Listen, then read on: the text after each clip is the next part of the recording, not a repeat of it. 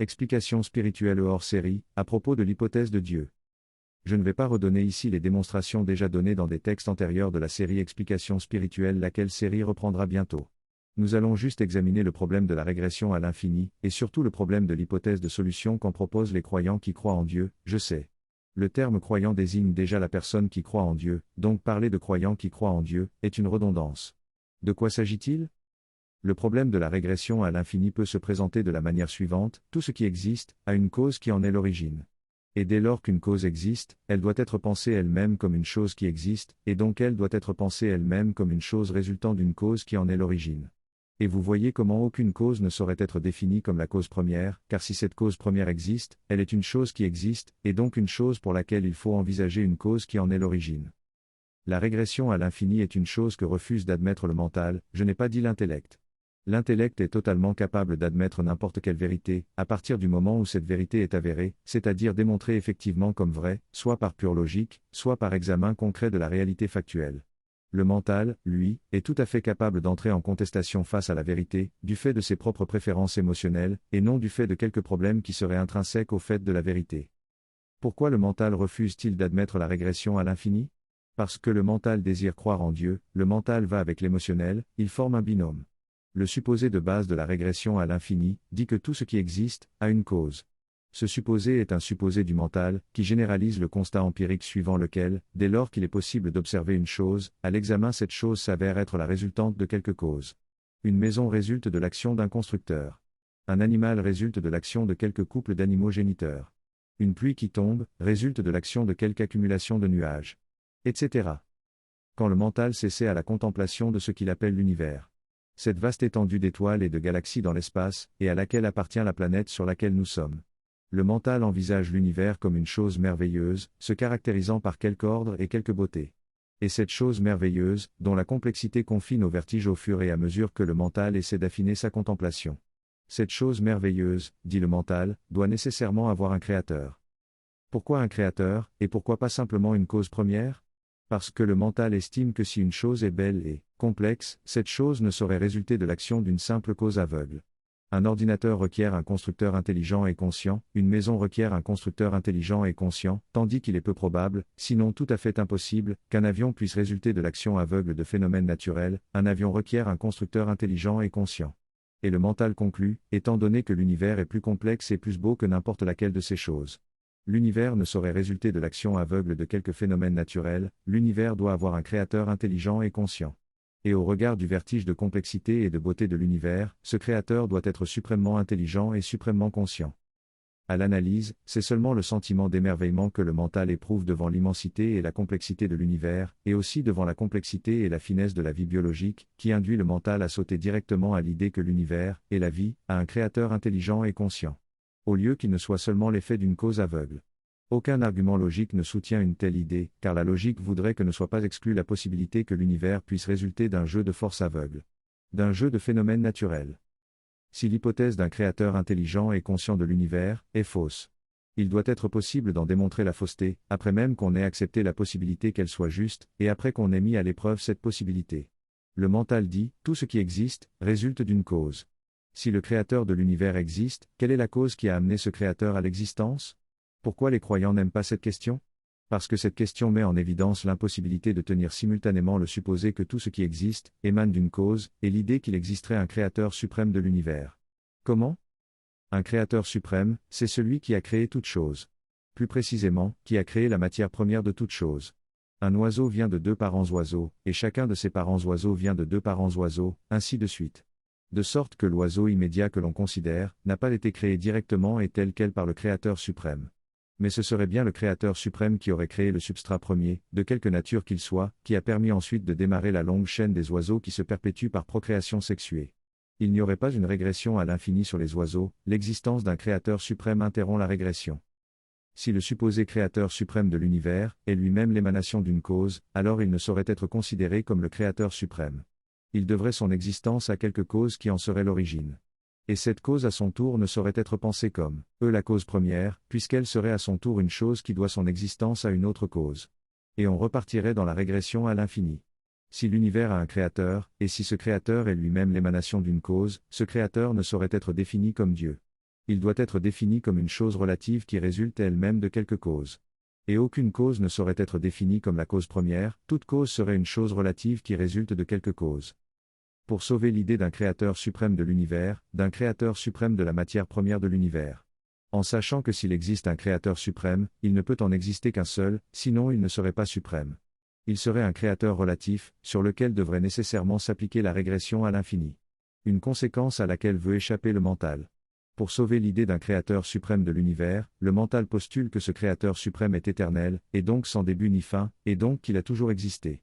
Et venant du mental, c'est un postulat. Forgé expressément pour essayer d'éviter la régression à l'infini.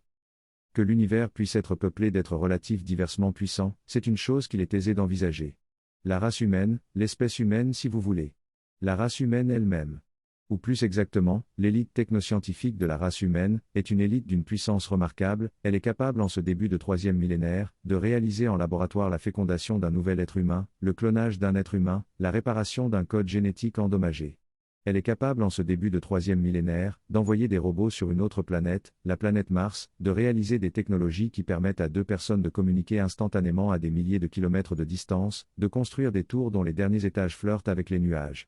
Cette élite est déjà même capable de dévier la trajectoire de quelques astéroïdes, et de créer des îles là où il n'y avait que de l'océan. À la fin de ce troisième millénaire, si cette élite continue à développer ses connaissances scientifiques et technologiques, on peut imaginer qu'elle soit capable de synthétiser de l'ADN en laboratoire, de créer de nouvelles espèces à partir de la pure ingénierie génétique, et de fonder des colonies sur d'autres planètes. Le paradigme spirituel multidimensionnel ouvre à l'idée que, de même qu'il existe une élite puissante au sein de la race humaine, composée d'êtres relatifs puissants, en quelque manière de pouvoir ou de puissance. Il existe de même des élites puissantes au sein de l'univers, et les êtres relatifs puissants qui les composent, ne sont pas nécessairement des créatures physiques comme le sont les humains physiques. Le paradigme spirituel multidimensionnel ne dit rien sur l'hypothèse de Dieu, qui est probablement une idée caractéristique de mental primitif. Il ouvre seulement sur l'idée de l'existence d'élites puissantes au sein de l'univers, habitant diverses dimensions et divers plans, la dimension physique n'étant que l'une des innombrables dimensions au sein de l'univers. La formulation synthétique de cela est celle-ci: il existe dans l'univers des êtres relatifs puissants, susceptibles de fonctionner en groupe puissant, ou de manière plus ou moins solitaire, et capables de réaliser des choses qui surpassent de très loin les capacités et les possibilités d'être beaucoup moins puissants, et susceptibles d'apparaître comme des êtres surnaturels aux yeux des êtres au mental primitif. Si nous disons qu'il existe dans l'univers des êtres suffisamment puissants pour créer des planètes et pour créer de la vie sur des planètes, vous devez envisager une telle idée de manière pragmatique. Nous ne serions pas en train de dire qu'il existe un créateur suprême. Nous sommes en train de dire que la puissance que peuvent développer des êtres relatifs est potentiellement incommensurable. Toute interaction solide entre des êtres immensément puissants et des êtres encore très primitifs provoquerait nécessairement des exagérations interprétatives et des distorsions interprétatives dans le mental primitif des êtres primitifs. C'est pourquoi aucun témoignage venant d'un humain physique, et de fait, d'un être quelconque, ne saurait servir de preuve à l'hypothèse de Dieu. Aussi poignant que soit ce témoignage. L'hypothèse de Dieu est un postulat du mental qui veut échapper à la régression à l'infini. Et en aucun cas la convocation des expériences subjectives personnelles des uns et des autres n'est recevable dans l'examen de cette hypothèse. Des êtres des dimensions autres que la dimension physique, capables de subjuguer le mental et l'émotionnel d'un être humain, au point que cet être humain croirait avoir rencontré Dieu. De tels êtres sont évidemment nombreux au sein de l'environnement subtil de la planète. Peut-il exister des élites puissantes capables de créer des galaxies et d'aménager ces galaxies comme elles l'entendent? Il n'existe aucune raison de penser que cela serait impossible. Aucune raison. La petite et modeste élite technoscientifique terrestre est déjà capable de créer en laboratoire des réactions de fusion nucléaire identiques à ce qui se passe au cœur des étoiles. Et cette élite a à peine commencé hier à fonder sa science et sa technologie. Quant aux capacités psychiques, bien qu'elles ne soient pas encore des notions publiquement établies comme le sont les notions de la science et de la technologie, leurs perspectives de développement en termes de puissance sont incommensurables elles aussi. Les élites puissantes au sein de l'univers peuvent avoir une puissance qui combine les connaissances scientifiques, les réalisations technologiques et les capacités psychiques. Et la possibilité de créer des planètes et de créer des écosystèmes vivants sur des planètes ne doit pas être une chose bien difficile à partir d'un certain niveau de puissance. Que venons-nous de dire ? Nous venons de dire qu'il n'est pas impossible de penser des élites puissantes comme des créateurs de mondes. Y compris si ces mondes sont des galaxies entières. Et ce faisant, la nécessité qu'il y ait un créateur suprême s'avère d'autant plus superflue. Mais revenons à l'examen purement logique des choses. En déclarant que Dieu est éternel, le mental croit avoir résolu le problème de la régression à l'infini. Et il ignore qu'il vient juste de créer un nouveau problème, sans avoir résolu le premier. Il n'y a aucune raison logique de supposer un Créateur suprême. Ce qui veut dire qu'il n'y a aucune raison logique de supposer l'existence de Dieu. Mais il existe bel et bien une raison logique de supposer l'existence d'une chose éternelle, qui serait la source absolue de tout ce qui existe au sein de la réalité. Qui serait l'essence de la réalité. Comment ? Lorsqu'on pense correctement la notion de néant, on comprend que le néant est l'idée de l'absence absolue de quoi que ce soit. Rien ne peut sortir du néant, pour deux raisons. La première raison c'est qu'il n'existerait rien en dehors du néant, et donc rien qui puisse opérer de quelque manière pour extraire quoi que ce soit du néant, et la deuxième raison c'est qu'il n'existerait rien dans le néant, et donc rien qui puisse opérer de quelque manière pour faire surgir quoi que ce soit du néant. Si le néant était un fait, alors rien n'existerait. Et rien n'existerait jamais. Ni temps, ni espace, ni substance. Le mental imagine le néant comme le fait d'un espace vide. Et cette manière de concevoir le néant est absolument erronée. Le néant ne peut pas s'imaginer mentalement, il peut seulement se concevoir intellectuellement. Si le néant était un fait, il serait un fait absolu, et ce fait absolu demeurerait pour ainsi dire, à jamais. Or, nous faisons le constat que nous existons. Et ce constat est la démonstration absolue de ce que le néant n'est pas un fait. Cela veut dire que l'hypothèse du néant est une hypothèse fausse, et si l'hypothèse du néant est fausse, alors l'hypothèse vraie c'est l'hypothèse qu'il a toujours existé quelque chose. Et ce quelque chose n'est pas sujet à la régression à l'infini, ce quelque chose est de nature éternelle, c'est ce que veut dire, il a toujours existé quelque chose. C'est l'intellect, et non le mental. C'est l'intellect qui conçoit correctement l'hypothèse du néant, et c'est l'intellect qui pose correctement la fausseté de cette hypothèse. Et qui en déduit logiquement que l'hypothèse vraie, c'est l'hypothèse qui dit que quelque chose a toujours existé. Il ne s'agit pas d'un postulat ad hoc pour essayer d'échapper à la régression à l'infini, il s'agit d'une conclusion rigoureuse issue d'un examen logique de la réalité. Le seul constat que nous existons, est la démonstration absolue de l'impossibilité absolue du néant, à partir du moment où l'idée du néant est bien comme prise. Il a toujours existé quelque chose. Et il ne s'agit plus là d'une hypothèse, il s'agit là d'un fait fondamental absolu qui peut maintenant servir à construire des raisonnements rigoureux. Que signifie exister ? Cela signifie être réel. Qu'est-ce qui a toujours existé ? C'est-à-dire, quand on dit qu'il a toujours existé quelque chose, plutôt que rien, de quoi parle-t-on ?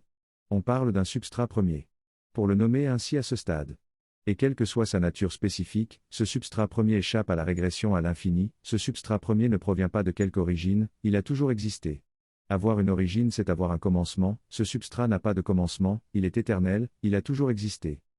Le mental, en découvrant ce qui précède, va évidemment gigoter en réclamant d'appeler Dieu, ce substrat premier.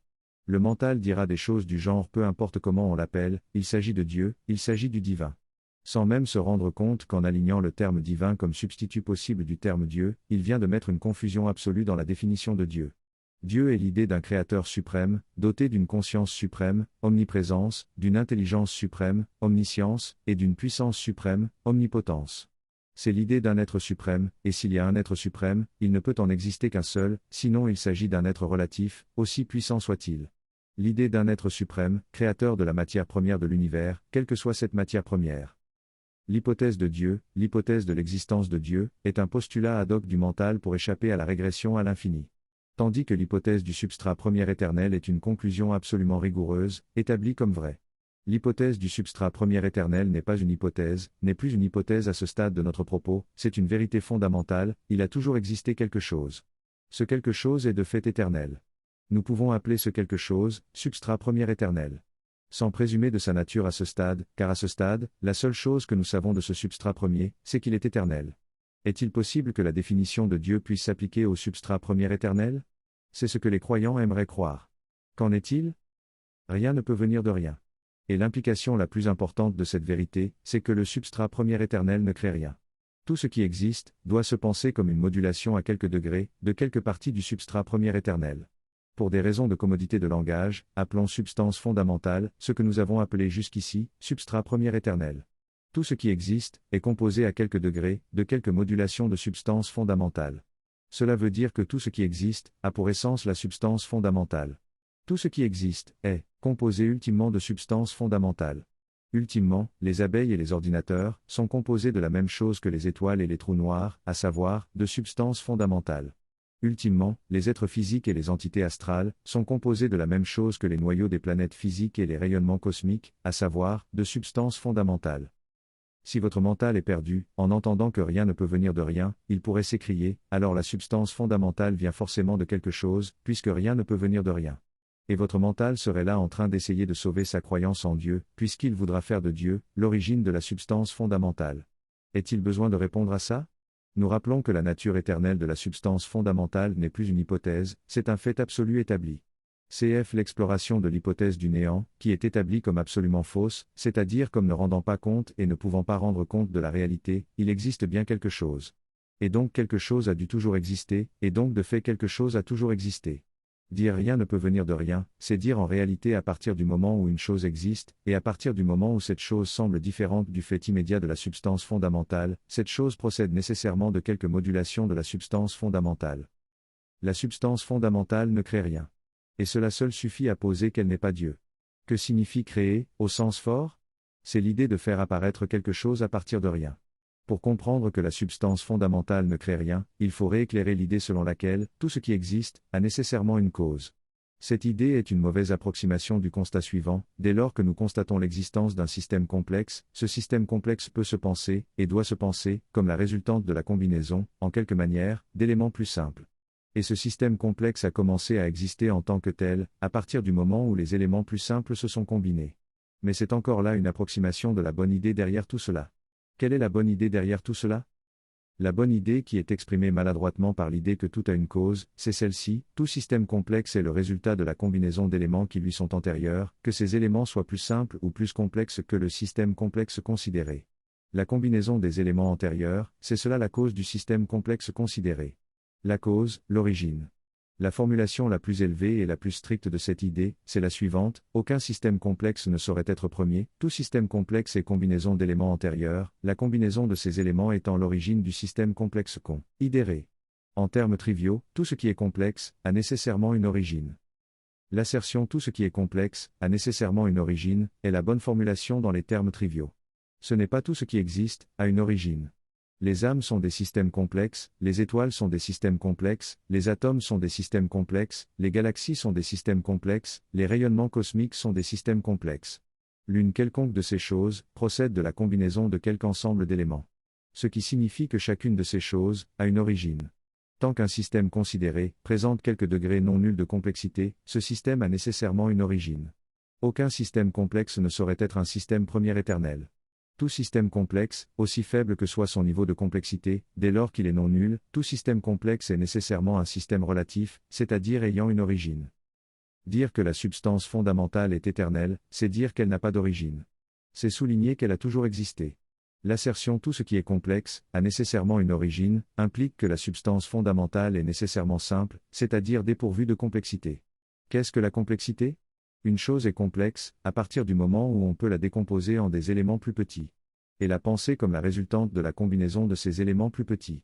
Par exemple, un atome est composé de particules subatomiques. Donc un atome est une chose complexe.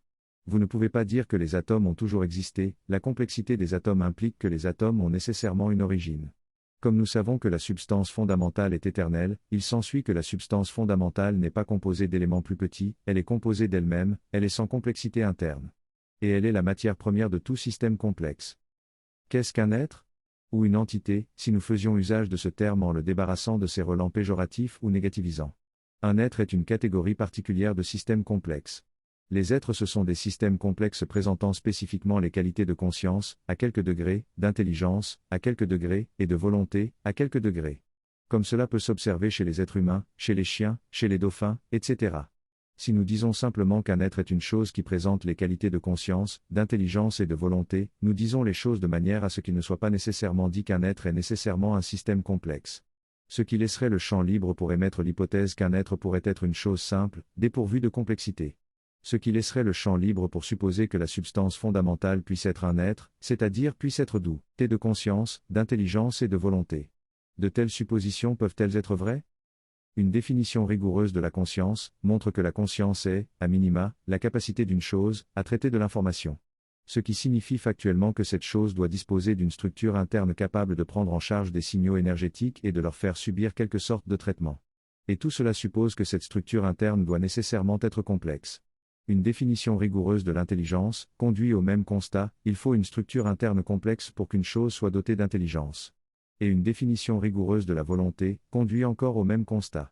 La conscience est la capacité de traiter de l'information, l'intelligence est la capacité de traiter de l'information et de construire de l'information plus complexe à partir de l'information initiale, et la volonté est la capacité générale de réaliser des opérations énergétiques. Tout ceci nécessite que la chose dotée de conscience, d'intelligence et de volonté, doit à minima disposer d'une structure interne capable d'articuler l'expression de ses capacités. Et tout cela implique que la chose doit être un système complexe. Donc un être est nécessairement un système complexe. Il suit de ce qui précède, que la substance fondamentale n'est pas un être, et ne peut pas être un être. Il suit de ce qui précède, que la substance fondamentale n'a pas de conscience, d'intelligence et de volonté, et ne peut pas avoir de conscience, d'intelligence et de volonté. Tous les systèmes complexes qui existent, qui ont jamais existé et qui existeront jamais, sont composés ultimement de substances fondamentales. Tous les êtres, qui sont des systèmes complexes particuliers, qui existent, qui ont jamais existé et qui existeront jamais, sont composés ultimement de substances fondamentales. Et cependant, la substance fondamentale n'est pas un système complexe, la substance fondamentale n'est pas un être. Et n'étant pas un être, elle ne saurait être un être suprême. Elle ne saurait satisfaire à la définition de l'idée de Dieu, ni à quelque définition de quelque idée du divin. L'idée de Dieu, l'hypothèse de Dieu, est une chimère mentale, que le mental émotionnel fabrique pour essayer d'habiller ses impressions émotionnelles. Ou pire, pour essayer de conjurer ses vertiges émotionnels. Pour essayer d'asseoir leur croyance en Dieu, les croyants utilisent 3 sortes d'arguments: le constat de leur incapacité à expliquer certaines choses. Ils généralisent cette incapacité à tout le monde, et argumentent que Dieu est nécessairement l'auteur de ces choses qu'ils sont incapables d'expliquer, leur témoignage personnel relatant quelque expérience qui les aura émerveillés et qui leur aura donné l'impression d'avoir été au contact de Dieu, et la supposée autorité du livre religieux auquel ils adhèrent, la Bible, le Coran, la Torah, pour ne citer qu'eux. Où est ces livres-là? Aucun de ces arguments n'est recevable en réalité. L'incapacité d'une personne à expliquer une chose, est l'incapacité de cette personne spécifique. Ce n'est pas une incapacité qui devrait se généraliser à tout le monde, et ce n'est pas une incapacité de l'intelligence en soi. Expliquer une chose, c'est rendre compte de la chose à partir de l'analyse des éléments qui la composent ou qui l'articulent. Et c'est en rendre compte plus ou moins précisément, plus ou moins clairement, plus ou moins complètement. Une personne donnée peut n'y rien comprendre à une chose donnée, tandis que sur la même chose, une autre personne peut avoir une connaissance profonde ou une compréhension profonde. Quand une personne est intellectuellement malhonnête sur un point donné, il est impossible de lui expliquer quoi que ce soit concernant ce point, parce qu'elle va simplement refuser d'intégrer les explications. Si tant est qu'elle serait en mesure de les comprendre. Quand une personne est trop peu instruite sur un point donné, et trop peu instruite sur les éléments permettant d'expliquer ce point, il est impossible de lui expliquer quoi que ce soit concernant ce point, parce qu'elle n'est pas en mesure de comprendre les explications. Une personne dominée par son mental émotionnel, sera facilement subjuguée. Et n'importe quel être subtil nettement plus puissant que la personne, peut faire croire ce qu'il veut à la personne, en agissant sur ses perceptions et ses ressentis. Sans compter l'incapacité de la personne à analyser correctement ses propres expériences plus ou moins spontanées. Quant aux livres comme la Bible et d'autres. Une analyse non dogmatique de ces livres, montre que ces livres relatent des contacts et des interactions entre des humains terrestres, et des groupes d'êtres puissants venant d'autres mondes et d'autres dimensions, et s'étant impliqués à quelque degré dans des affaires terrestres. Le fait de se servir de ces livres comme d'autre chose que de simples bribes de récits de contacts et d'interactions entre des humains terrestres et des groupes d'êtres puissants non terrestres. Des récits d'ailleurs plus ou moins fidèles, plus ou moins partiels. Ce fait est en soi un indicateur fort du caractère encore primitif du mental des personnes qui font cela. Tant que des gens seront dominés par leur mental émotionnel, ces gens seront enclins à croire en l'existence de Dieu. Parce que cette croyance est l'expression directe de leur indigence mentale. La croyance en Dieu, y compris sous la forme de croyance dans le divin, l'idée du divin est la forme dégradée de l'idée de Dieu, une croyance en Dieu qui peine à s'assumer telle qu'elle. La croyance en Dieu est une affaire de religion. Une affaire de judaïsme, de christianisme, d'islam. Ou une affaire d'hindouisme, de shintoïsme, d'animisme, de chamanisme. Etc. Quand elle est mal comprise, la pensée spirituelle devient le refuge de formes exotiques et camouflées de la croyance en Dieu. Parce que, quand le mental accède à une vision multidimensionnelle de la réalité, il cherche naturellement à nicher Dieu quelque part dans tout ça. Sous de nouveaux noms qui essaient d'esquiver l'usage assumé du mot Dieu. Ce sera alors, le divin, la source, la conscience universelle, etc. Quand vous sortez des religions par le bas, parce que, émotionnellement, vous êtes dérangé par ceci ou cela dans les religions, vous n'avez pas transcendé les limites conceptuelles des religions, ces limites demeurent là, dans votre mental, et vous allez essayer de les reproduire au sein de la pensée spirituelle. Quand elle est bien comprise, la pensée spirituelle ouvre à la bonne vision de la réalité, une réalité qui est multidimensionnelle, au sein de laquelle tout est composé de quelques modulations et à quelques degrés de la même substance fondamentale. Une réalité qui est meublée d'innombrables systèmes complexes, une réalité qui est peuplée d'innombrables êtres. Plus ou moins solitaires, plus ou moins organisés, aux intérêts plus ou moins convergents, aux intérêts plus ou moins divergents, et dont certains sont plus puissants que d'autres. Aucun de ces êtres, aussi puissant soit-il, n'étant être suprême. Cyril Adongasu, enseignant de la pratique psychique.